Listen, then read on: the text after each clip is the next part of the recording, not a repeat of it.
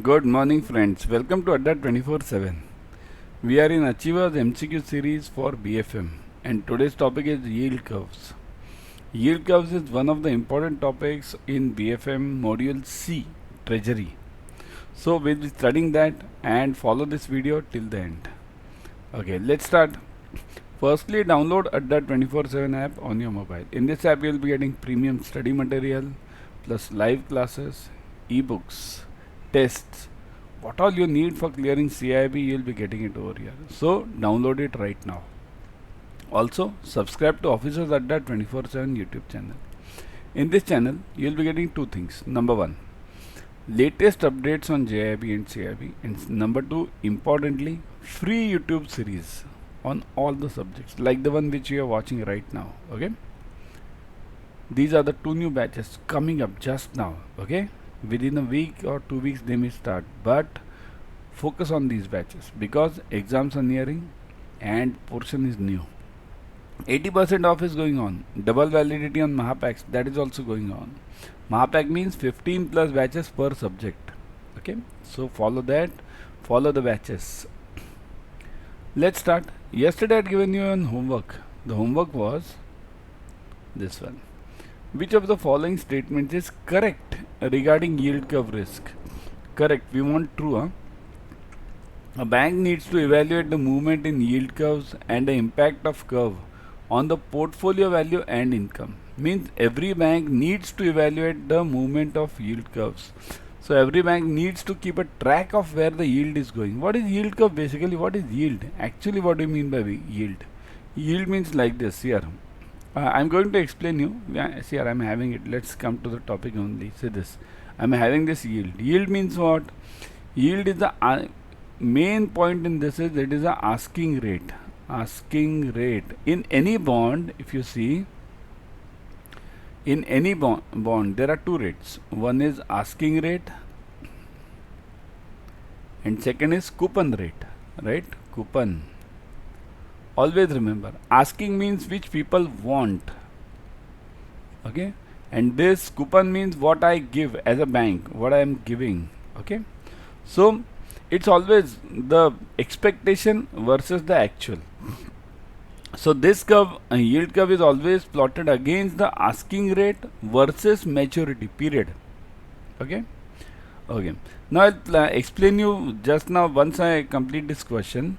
The question was, does the bank need to track the yield curve? Number one, the bank needs to try and evaluate the movement in the yield curve. That's okay. Correct. And impact of the yield curve on portfolio value and income. So this is true. What would be? If liability is raised through 364 days T-bills and it is used to fund an asset of 91 days, it would lead to a yield curve risk. Will it yield to? Means here, your liability means what? Deposit. Let me be very simple about it. Deposit. If deposit is of 364 days, okay, let's say FD of 364 days, and I'm giving a loan against that FD for 91 days. So will this lead to a yield curve risk? It won't. Definitely not. Why? Because the deposit period is bigger than the loan period. So loan will be repaid immediately in between. So you won't be facing any risk. So B is not the answer. Only A is the answer. Which of the following is correct? So A is the answer. Bank needs to evaluate the movement in the yield curve and impact of the yield curve on the portfolio and the income. Because impact will definitely be there. Okay, that also I'll explain. Once the yield goes up, yield means asking rate. If it goes up, so always remember the price of that bond, price will always go down. These are inversely proportional. Yield up, price down. Yield down, price up. In recently October to December 22, check the yield curves, okay, of all the countries, US, UK and India. Mainly US, UK, check it. The yield was too high. Asking rate was too high. So that's why the prices were too down, and that's why all the stock markets in the major developing economies collapsed during that period. Okay. Yeah, coming back. See this. There are 4 types of yield curves for you in exam. In exam, they mainly ask you 2 only. 1 and this 2. This 2. The third they rarely ask, because third and second, these two are almost equal. Okay. So what is the normal yield curve? Normal yield curve means simple things here. Suppose if you are taking an FD of 3 months, let me mark it over here only. See, if I am having a FD of 3 months, okay, let's say the rate of interest is 5%. I am taking a hypothetical figure, 5%. 3 months, 5%. Got it? Now I'll ask you, if I take another FD of 10 years, 10 years now, okay, what should be the rate of interest? Should it be more than 5% or should it be less than 5%? Who can give me the answer? If my FD for 10 years maturity is there, so that FD rate should be more than 5 years or less than 5 years. What do you say? It should be obviously correct, more than 5%. Okay, so it should be roughly what, 7%, right? Means normally what do we expect? The more the maturity, the more should be the asking rate, expected rate, right?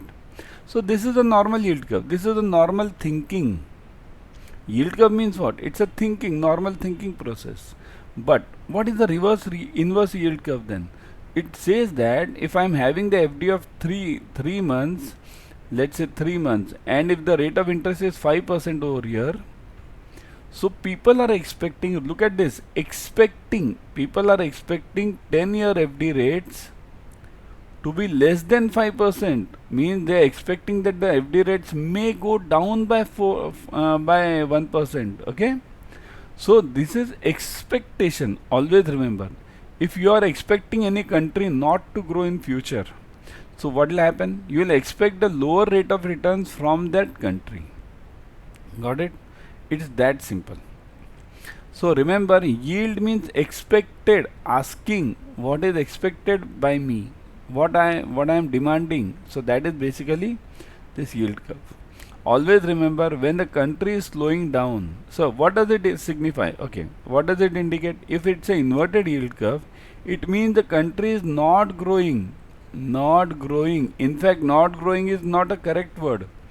The country is going down. Okay, GDP down, expected to be down, okay, in coming years. Means if any country GDP is expected to be down in next 10 years, the expected rate of return on the bond will always be lesser. And when the country is not growing, it is flat. So this will come over here, not growing, flat. Whatever is my 3 months rate of return, same is my FD rate for this 10 years also. What is this humped curve? Humped means camel hump. Have you seen the camel hump? The top, this hump over here. What does it mean? In a short term, there is a growth. But in the longer term, there is deceleration or going down. Okay? Depression you can call it. Depression, recession, anything you can call it. There is recession or depression in the longer period. Okay? And in inverted, from short also and long also, everywhere there is a depression or recession. Got it, everyone? Move on. Type yes in the comment section if you have understood it. Everyone, type fast so that even I know whether you are understanding or not. Okay? Move on. Yeah. The features of interest rate risk are, interest rate risk means what? Yield curve risk. Remember, interest rate risk and yield curve risk are always related. Means interest rate means asking rate. Asking rate means yield. Okay? So the features of interest rate risk are, it's an exposure of the bank's financial condition to adverse movements in the interest rates, right? So if the interest rates are going down, so it's an exposure of the bank. Is it true or not? Yes. It has a direct effect on the net interest margin. Obviously it will have. If the interest rates are changing, if the long term interest rates are down, so what will happen? My FD rates will go down. Also my loan rates will go down. So that will definitely affect my NIM. Net interest margin. What is net interest margin? Type fast. What is NIM? Rate for this loan rate minus this deposit rate equals to NIM. Keep it simple, isn't it? Loan rate minus deposit rate equals to NIM. Okay. It may also affect the market value of the equity. Obviously, if my earning goes down, here, if my earning goes down, my NIM goes down, so definitely my P value will go down. Price per earning, earning per share. Okay. P means what? Price per earning per share. Okay. Price to earning per share we call it. EPS means what? This is E means EPS, earning per share. Okay. So obviously my market value of the share will also go down if my earning reduces. So the answer becomes all of these D. Okay. Next one. What is the yield curve risk? Now what is this actually? When two different instruments maturing at a different time horizon of pricing assets or liabilities, means when these are two different instruments means what? Just now I gave you the example, 3 months and 10-year FD of the same bank. Remember, it's of the same bank. Always remember, whenever we plot the yield curve, it is always plotted for the same rating bonds. Suppose if I am plotting yield curve for AA rated bonds, so all the bonds should be AA rated. Whomever I am comparing, I shouldn't compare apples with oranges. I can't compare AA rated bond with single A rated bond or double B, triple B rated bond. I can't compare these. I can't plot a yield curve with of the bonds which are having different ratings. They should always be of the same ratings. 3 months of AA rating, 10 years of AA rating, 5 years of AA rating, only AA rating. If I am plotting for triple B, then 3 months for the same, 2 year for the same, anything, any duration I can take, but it's after all rating should be same. So when two different instruments maturing at a different time horizon for pricing assets and liabilities, so that's basically yield curve, correct? There may not be parallel movement in the interest rates of both the instruments. This is also true. Means not be parallel movement means what? 3 months rate of interest will be different and 10 years rate of interest will be different. It may go down or up separately, right? Because depending on the country's GDP situation. So this is also true. Non-parallel movement in the yield curve may affect the NIM, net interest margin, okay, or net interest income we call it, NIM or NII, anything you call it. So obviously, means if I am having more FDs of 10 years or more FDs of 5 years and lesser FDs of 3 years, I'll definitely be affected and the rate of interest changes. For 5 years or 10 years, longer duration rate of interest changes. If the curve becomes this inverted, just now we saw that, okay. If the curve becomes inverted, then what? Then my longer duration FDs will give me lesser returns. In that case, what happens? My NIM will be affected. So the answer is again all of this. Remember, this is for your explanation part. Remember, this which you are gaining, the knowledge which you are gaining over here, you will definitely use it in the exam. You need to understand the topic first, okay? When an upward sloping yield curve will appear, when will this appear? Upward sloping yield curve appear. What is upward sloping? This one, okay? When will it appear like this? During the times of expansion, when the recession occurs, when economic transition, and when long-term interest rates are lower than the short-term interest rates. What do you say? A, B, C or D? What do you say? Correct. It is during the time of, no, I won't answer it right now. Let me see. When recession occurs, which is this curve? Recession. Recession occurs, it means inverted. Okay. Economic transition. Transition means what? Transition. It will be camel hump. Okay. Immediate growth, then slow down or reverse. It can be reverse camel hump also. See here, there is also possibility of reverse camel hump like this. Okay. Depending on what type of transition is going on. Transition means what? Shifting from one cycle to another cycle. That is called as transition. What are the cycles basically? Which 4 cycles are we talking of? Recovery, right? Then prosperity, then depression, recession, and then depression, right? These are the 4 cycles, business cycles.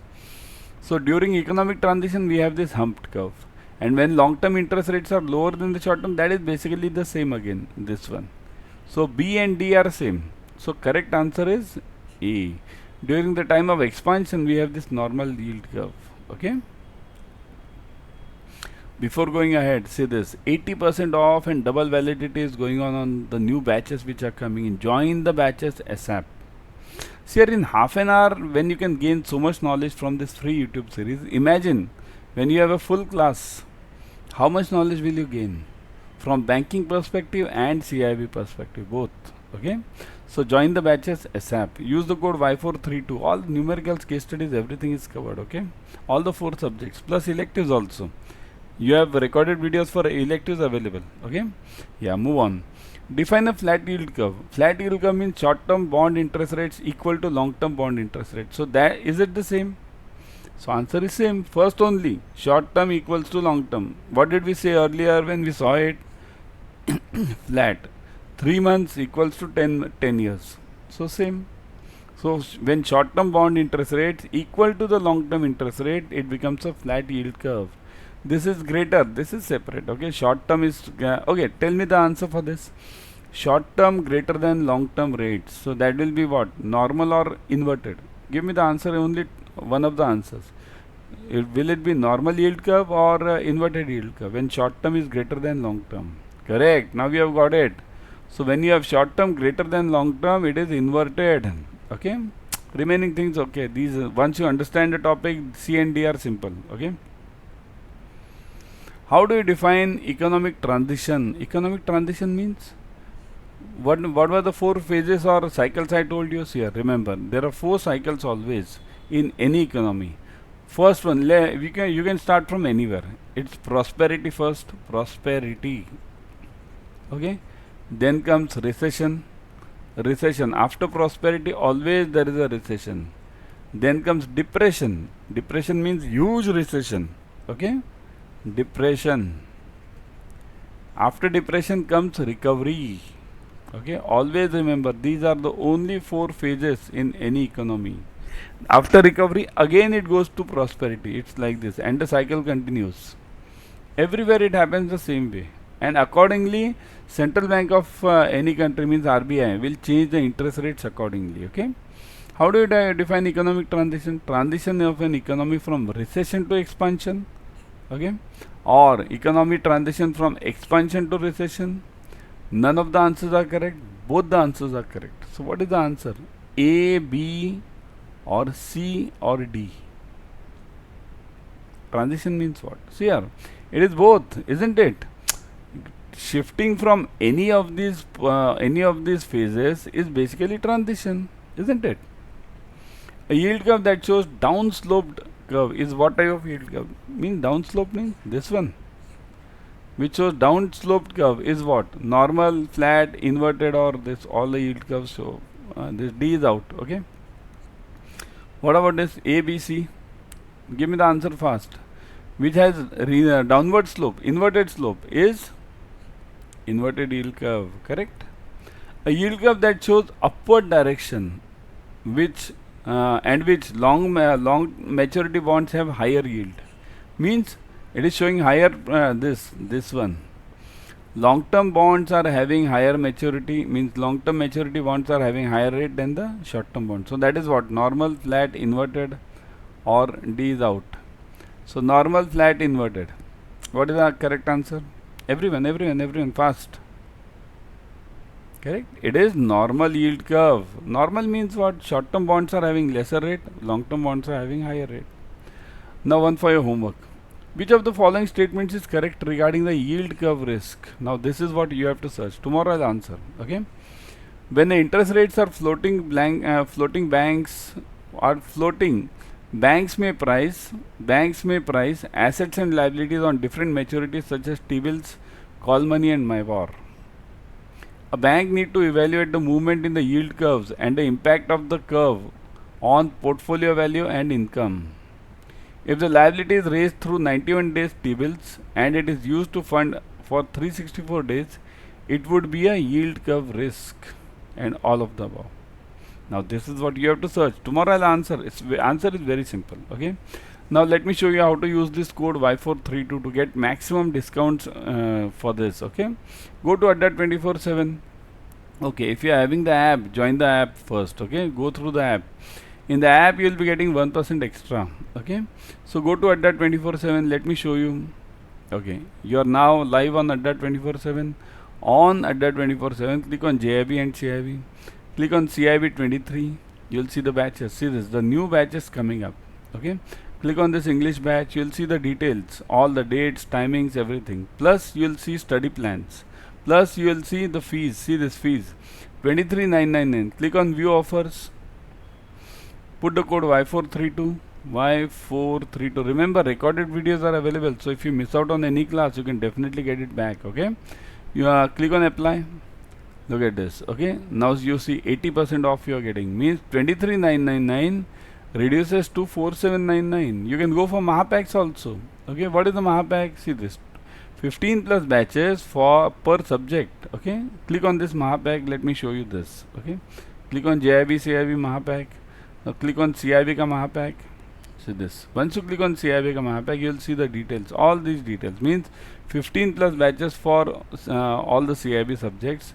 Full length mock test, e-books are available. Everything is available. Okay, go for it immediately. Now let me come to the fees part also. Of course, recorded videos are available here also for each batch. Okay, click on view offers. Put the code Y432. Y432. Click on apply. Look at this. Okay, again you will see 80% off, means 35,996 reduces to 7,199. Such a huge discount you are getting, 80% off. My God, you don't get such offers every now and then. Okay, go for it, because exam is nearing, portion is new, so you must join the batches. Okay, because you will be needing a guide, a mentor. Okay, subjects are new, so I'll take a leave now. Tomorrow I'll be back with another series. Till then, bye.